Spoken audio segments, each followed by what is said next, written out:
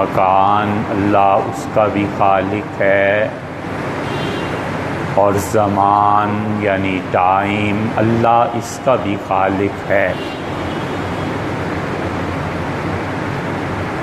اور اللہ کے علاوہ کائنات میں جو بھی چیز پائی جاتی ہے، اور یہ خود کائنات بھی یہ سب کی سب چیزوں کا خالق اور مالک، اور چاہے تو ان پہ فنا طاری کر دینے والا اللہ ہی ہے۔ اللہ نے زمانے کو پیدا کیا اور یہ فرمایا کہ ان عدت الشہور، مہینوں کی گنتی، مہینوں کا شمار اور مہینوں کی تعداد اللہ کے نزدیک 12 ہے۔ اس دن سے لے کے اب تک بھی اور قیامت تک اللہ کے ہاں مہینے سال میں 12 ہی ہیں، اور اللہ کے نزدیک مہینہ شروع ہوتا ہے 1 محرم سے۔ جیسے آج 1 محرم 1439 ہجری ہے، اور اس کا اختتام ہوتا ہے ذی الحجہ کے آخری دن پر۔ اور جو قومیں اللہ کے اس کیلنڈر سے ہٹی ہیں، ان کو بہت دقتوں کا سامنا کرنا پڑا۔ یہودی اس سے ہٹے اور ان کے لیے مشکلات پیش آئیں، عیسائی اس سے ہٹے، ان کے لیے مشکلات پیش آئیں، اور انہوں نے سال کو چاند کی بجائے سورج سے جوڑ دیا، تو فروری کے 28 اور 29 یہ مہینے انہیں کرنے پڑے۔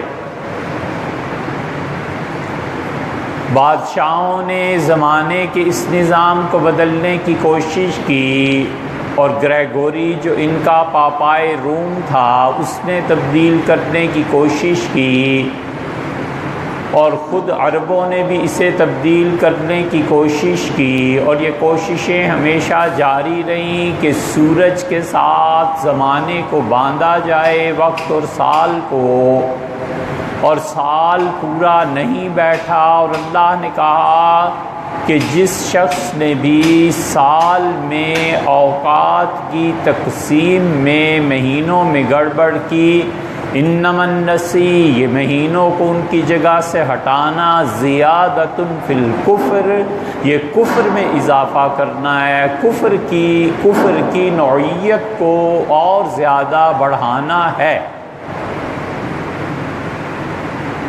اور انبیاء علیہ السلام ہمیشہ چاند کے حساب سے چلتے رہے، نہ کوئی مہینہ کم کرنے کی ضرورت اور نہ زیادہ کرنے کی حاجت۔ اور پھر ہندوؤں نے اس کو تبدیل کیا، اور ہندوؤں نے جیسے ساون ہے، بھادو ہے، اسوج ہے اور کارتک ہے، مہینے انہوں نے بھی 12 رکھے، لیکن ان کے نزدیک پھر 32 دنوں کا بھی مہینہ ہوا۔ پھر انہیں مشکل پیش آئی تو انہوں نے 14ویں کے چاند سے باندھا۔ ہندوستان میں ہندو 14ویں کے چاند سے یکم پھر شمار کرتے ہیں، آگے کو ہندوؤں نے بھی اس میں گڑبڑ کی۔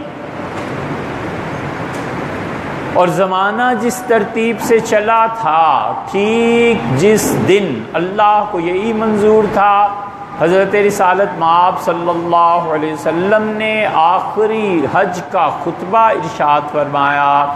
آپ نے کہا ان الزمانہ قد استدار، لوگوں زمانہ چلا ہے، اور چاند اور حساب آگے پیچھے یہ لوگ کرتے رہے ہیں۔ آج ٹھیک جو میں تم سے بات کر رہا ہوں، آج کے دن زمانہ گھوم پھر کے ٹھیک اس دن پہ واپس آ گیا ہے جس دن اللہ نے اسے پیدا کیا تھا۔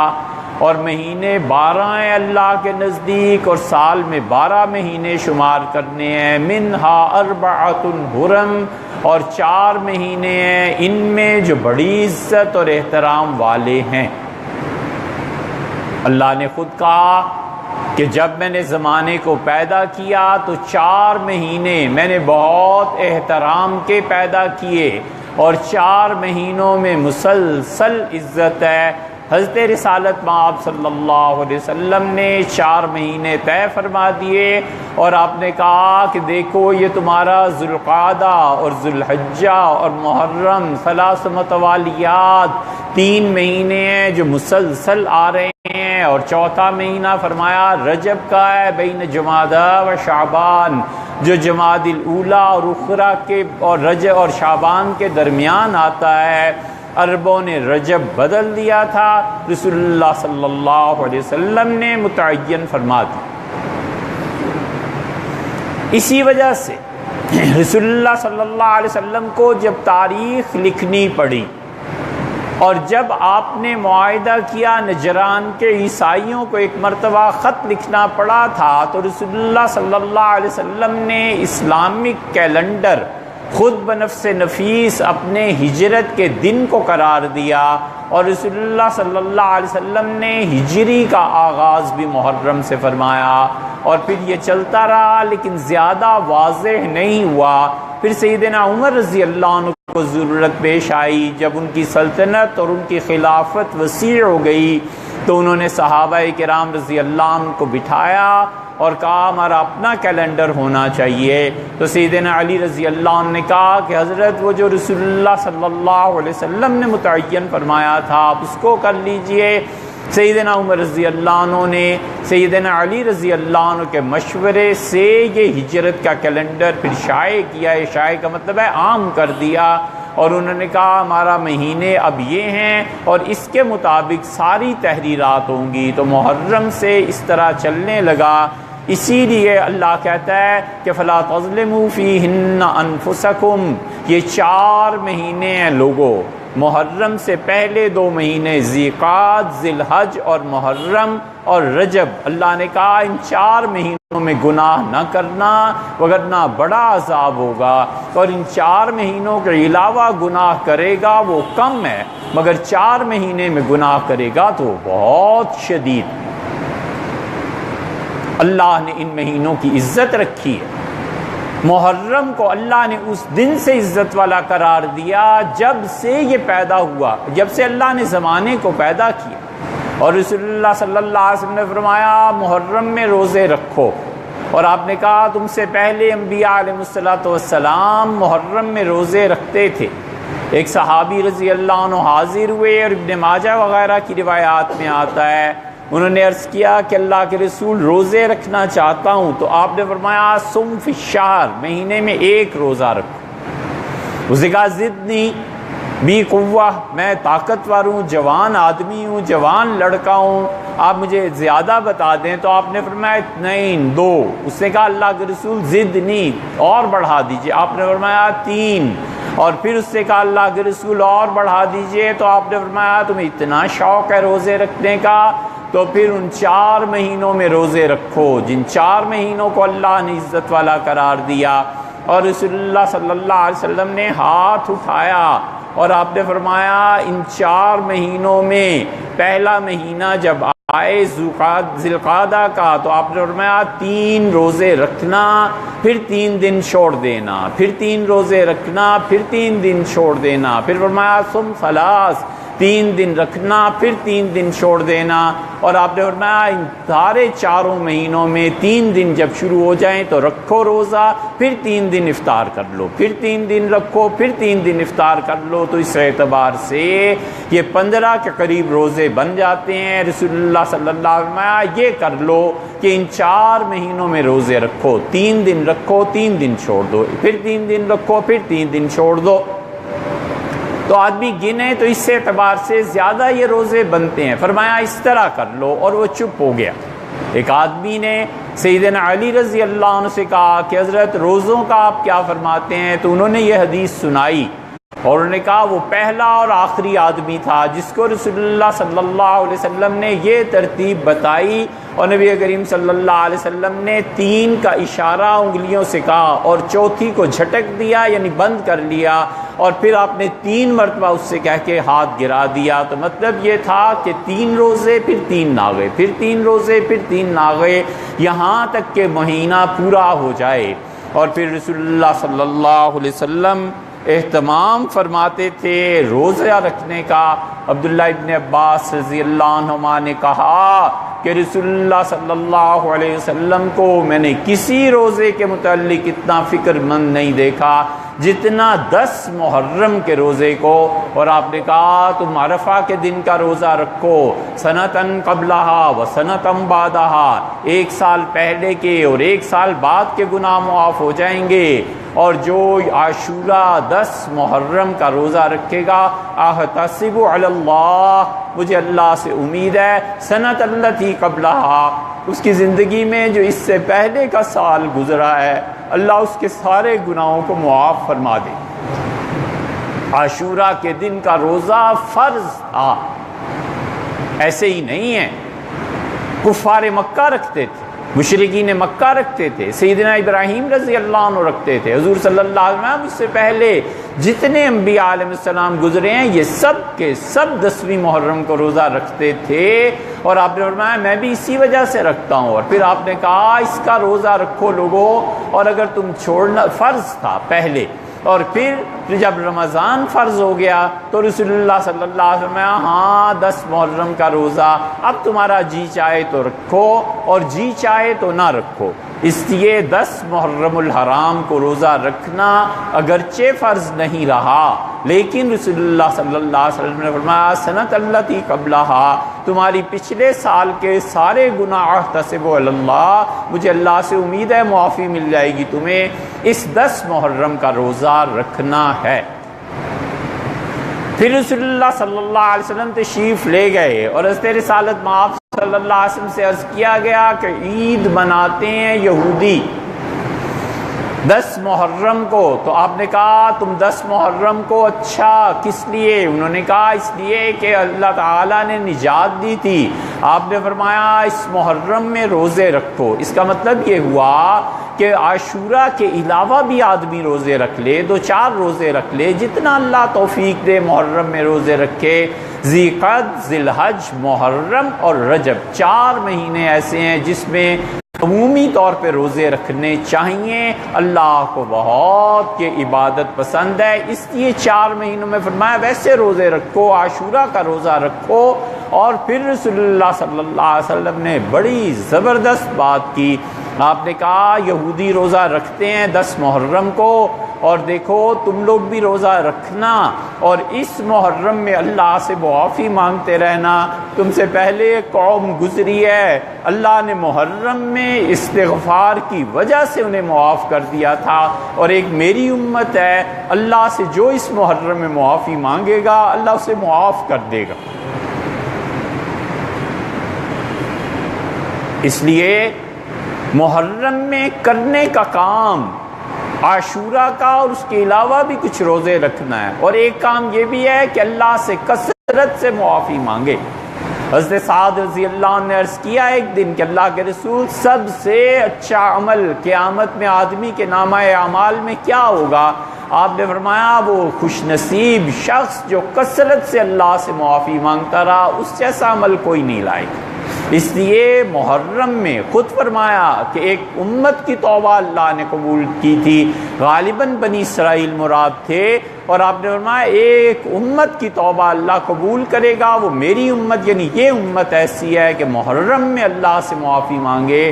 محرم میں ایک تو یہ کام کرنا چاہیے کہ عاشورہ کا روزہ 10ویں محرم کا، دوسرا یہ کہ اگر ہو سکے تو اس مہینے میں ویسے بھی روزے رکھنے چاہیے، تیسرا کرنے کا کام یہ ہے کہ کثرت سے اللہ سے معافی مانگے، نفل پڑھے، اللہ سے اپنے گناہوں کو اجمالی طور پہ یاد کر کے معافی مانگے، اور کوشش کرے کہ اللہ سے توبہ کرے اس محرم میں۔ رسول اللہ صلی اللہ علیہ وسلم نے بتایا ہے کہ اس مہینے میں جو آدمی توبہ کرتا ہے اللہ اس کی توبہ کو قبول فرمائے۔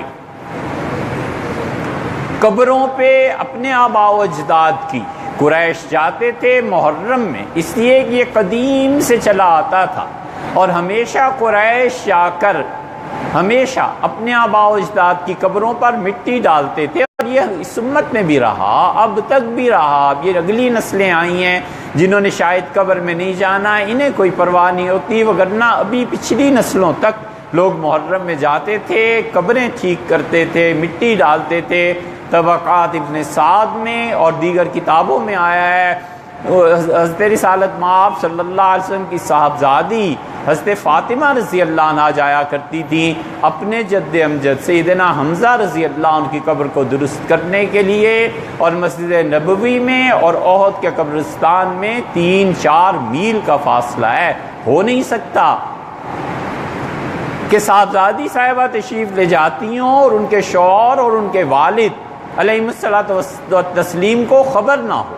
اس کا مطلب یہ ہے کہ اگر کوئی جائے اور اپنے آباء و اجداد کی قبریں ٹھیک کرے، مٹی ڈلوائے، پانی ڈلوائے، اس کی حد بندی کرے تاکہ بارشوں کی وجہ سے مٹی قبر کی بہہ نہ جائے، تو یہ طریقہ مستحب ہے، ٹھیک ہے، آدمی کو کرنا چاہیے۔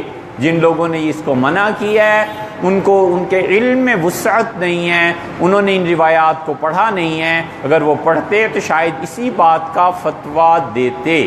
تو اس لیے محرم میں جانا، اپنے آباء و اجداد کی قبروں پہ جانا، انہیں ٹھیک کرنا، ان کا خیال کرنا، یہ سب وہ چیزیں ہیں جو رسول اللہ صلی اللہ علیہ وسلم کے ہاں سے ثابت ہیں، اور یہ ادب اور طریقہ ہے جو امت میں رائج رہا۔ کبھی بھی اچھائی اور نیکی کے طریقے جو امت میں قائم ہیں انہیں منع نہیں کرنا چاہیے، انہیں نہیں روکنا چاہیے۔ نتیجہ یہ نکلتا ہے کہ لوگ گناہ میں پڑ جاتے ہیں اور ثواب کے کاموں کو چھوڑ دیتے ہیں۔ اسی طرح یہ کام ہے عاشورہ کا روزہ، ویسے روزے رکھنا، اللہ سے معافی مانگنا، اور اسی طرح قبرستان جانا۔ اور ایک کام اور، اس حدیث پہ بہت بحث ہوئی، سارا خلاصہ اس کا یہ ہے کہ یہ حدیث ثابت ہے۔ ابن عبد البر نے الاستذکار میں بڑی تفصیل سے اس پہ بحث کی ہے۔ اتنا بڑا آدمی تھا، مالکی فقہ اور اسپین کے آدمی تھے، فرانس کے، انہوں نے امام مالک رحمۃ اللہ علیہ کی موطا پہ شرح لکھی ہے، 50 جلدوں سے زیادہ ان کی ایک کتاب۔ اتنا بڑا آدمی تھا، انہوں نے اس حدیث کی تصدیق بھی کی ہے، تصویب بھی کی ہے، انہوں نے کہا ہے کہ حدیث، اور وہ یہ کہ رسول اللہ صلی اللہ علیہ وسلم نے فرمایا 10 محرم کو اپنے گھر والوں کے ساتھ وسعت کرو، یہ 5واں چھٹا کام ہے جو کرنے کا۔ آپ نے کہا ان کے رزق میں اضافہ کر دو، اور تم میں سے جو 10 محرم کو اپنے گھر والوں کے ساتھ نرمی اور رزق میں اضافہ کرے گا، سارا سال اللہ اس کے رزق میں اضافہ کر دے۔ حضرت جابر رضی اللہ عنہ کہتے ہیں جربناہ مرارن، ہم صحابہ کرام رضی اللہ عنہ نے اس حدیث کو بہت مرتبہ آزمایا، فوجدناہ کذالک، ہم نے ایسے ہی پایا، حضور صلی اللہ علیہ وسلم نے جو فرمایا تھا بالکل ایسے ہی ہم نے پایا۔ نبی کریم صلی اللہ علیہ وسلم نے حکم جو دیا تھا ہم نے اس کی پیروی کی، اور ایسے ہی ہوا۔ اس لیے 10 محرم کو روزہ رکھ کے افطار میں ویسے بھی کھانے پینے کی چیزیں زیادہ اچھی، اپنے ہمسایوں کو بھیجنا، لوگوں کو بھیجنا، لوگوں کی دعوت کر دینا، یہ سب چیزیں ایسی ہیں جو محرم میں اپنے اور اپنے دوستوں کے ساتھ نیکی ہے، اور اس کا اثر سارے سال تک آدمی اگر سوچے تو محسوس کرے، مگر ہم سوچتے کب ہیں اور ہمیں احساس کب ہوتا ہے کہ ہم نے کبھی اس نیت سے یہ باتیں کی ہوں، تو اس لیے کرنا چاہیے۔ اور آخری کام جو اس محرم میں کرنے کا ہے وہ ہے جو کربلا میں شہید ہوئے، حضرت رسالت مآب صلی اللہ علیہ وسلم کے نواسے اور ان کا خاندان، اور صحابہ کرام رضی اللہ عنہ میں سے چھوٹے صحابہ جو عمر میں چھوٹے تھے، اور سیدنا حسین ابن علی رضی اللہ عنہما کے ساتھ وہاں چلے گئے تھے، وہ بھی شہید ہوئے۔ لوگ حضرت حسین رضی اللہ عنہ کا تذکرہ کرتے ہیں اور جو صحابہ رضی اللہ عنہ شہید ہوئے ہیں چھوٹے عمر میں چھوٹے تھے ان کا تذکرہ نہیں کرتے، وہ بھی شہید ہوئے ہیں کربلا میں۔ پھر رسول اللہ صلی اللہ علیہ وسلم کے ساتھ تعلق جو ان کا تھا، نواسے تھے، وہ ایسے نواسے تھے کہ قبر مبارک پر حاضر ہوئے اور کہتے تھے اپنے بیٹے زین العابدین سے کہ میں جب نانا کی قبر پہ گیا پھر میں سویا، اور رسول اللہ صلی اللہ علیہ وسلم نے نانا نے خواب میں مجھ سے کہا کہ میری قبر پہ یہ آنا آخری مرتبہ ہے میرے بیٹے۔ سیدنا حسین ابن علی رضی اللہ عنہ کربلا میں شہید ہوئے۔ ان لوگوں کے لیے ایصال ثواب کرنا، ان لوگوں کے لیے اللہ کی راہ میں خیرات کرنا محرم کے کسی بھی دن میں یہ اگلی نسل کو سکھانا چاہیے، اپنے بچوں کو سکھانا چاہیے کہ ان لوگوں نے اتنے بڑے کام کیے ہیں۔ اور یزید جیسے فاسق انسان جسے بخارا کے سارے ہمارے حنفی فقہا کافر لکھتے ہیں، انہوں نے اس کے خلاف جہاد کیا اور انہوں نے اس کے خلاف علم اٹھایا اور یہ بتایا کہ خلافت راشدہ اصل ہے، اس کو قائم ہونا چاہیے، اور خلافت اسلام نے جو دی ہے یہ مستقل اسلام کا سیاسی نظام ہے۔ اور وہ اتنے بڑے آدمی تھے جو شہید ہوئے، پھر ان کے بیٹے زین العابدین، پھر وہ سارا گھرانہ، ایک سے ایک محترم اور مکرم آدمی۔ مسلم کی ہمارے ہاں حدیث کی کتابوں میں آتا ہے رسول اللہ صلی اللہ علیہ وسلم میں اپنے بعد دو چیزیں چھوڑ کے جا رہا ہوں، ان کا خیال کرنا، اللہ کی کتاب وعطرتی ھذا، اور میں اپنی اولاد کو چھوڑ کے جا رہا ہوں، میری اولاد کا احترام کرنا، میری اولاد کے ساتھ اچھی طرح رہنا۔ تو اس لیے کربلا کے شہداء ان کا بڑا حق بنتا ہے، ان لوگوں نے اسلام میں قربانی دی، انہوں نے اللہ کے دین کو روشن کیا، انہوں نے اپنی جان پر کھیل گئے، مگر ایک نظام کو انہوں نے چیلنج کیا اور اس نظام کی تباہی ہو گئی۔ اسی لیے مورخین نے لکھا ہے کہ لم یبارک اللہ فی عمرہ، اللہ نے یزید کی عمر سے برکت اٹھا لی اور 2-3 سال میں ہی جوان لڑکا گھل کے مر گیا۔ اس لیے انہیں یاد رکھنا چاہیے، ان کی قربانیوں کو یاد رکھنا چاہیے۔ یہ بڑا برا طریقہ ہے کہ لوگوں نے یزید کو بڑھانا شروع کر دیا ہے اور لوگوں نے سیدنا حسین ابن علی رضی اللہ عنہ اور اس سارے خاندان کو بھلا دیا ہے۔ رسول اللہ صلی اللہ علیہ وسلم کو بڑی محبت تھی، ایسی محبت تھی کہ حسین رضی اللہ عنہ کو اپنے سینے سے لگایا اور آپ نے کہا اللہ میں حسین سے محبت رکھتا ہوں، اور میرے پروردگار جو حسین سے محبت رکھے اللہ تو اس سے محبت فرما، دعا دی۔ حضرت حسین رضی اللہ عنہ کو اتنا ادب غالب تھا نانا کا، جب شہید ہونے لگے تو جس نے تلوار اٹھائی تھی وہ قریب آیا اور اس کے جسم پہ سفید داغ تھے، انہوں نے کہا ہاں تم مجھے قتل کرو گے، میں بالکل شہید ہو جاؤں گا۔ اس نے پوچھا کیسے تمہیں پتہ ہے، میں اگر چھوڑ دوں؟ انہوں نے کہا نہیں، حضور صلی اللہ علیہ وسلم نے فرمایا تھا مجھ سے کہ میرے بیٹے میں نے رات خواب میں دیکھا ایک چتکبرا کتا ہے، 2 رنگ کی اس کی جلد ہے اس کتے کی، اور میرے خون میں ہاتھ ڈال رہا ہے، یہ تم ہی ہو اور میں رسول اللہ صلی اللہ علیہ وسلم کا خون۔ ہمیں سیکھنا چاہیے ادب اور احترام ان لوگوں سے۔ کربلا میں دشمن کھڑا ہے اور 7 تاریخ کو اپنی بیٹی کی شادی کر رہے ہیں میدان جنگ میں۔ آدمی پوچھتا کوئی بھی ہوتا کہ حسین رضی اللہ عنہ آخر میدان جنگ میں آخر پڑی کیا ہے شادی کرنے کی؟ آپ سوچیں، بیٹی کو بلایا شادی کرو، شادی ہو گئی، داماد شہید ہو گیا، 2-3 دن کی دلہن بیوہ ہو گئی۔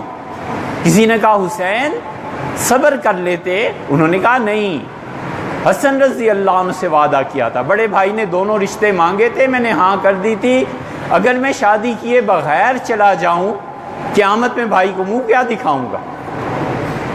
یہ ہے بڑا بھائی، یہ ہے اس کا ادب، یہ ہے اس کے ساتھ تعلق۔ ہم ان ادب کی روایات کو بھول گئے ہیں، ہم اس احترام کی روایت کو بھول گئے ہیں۔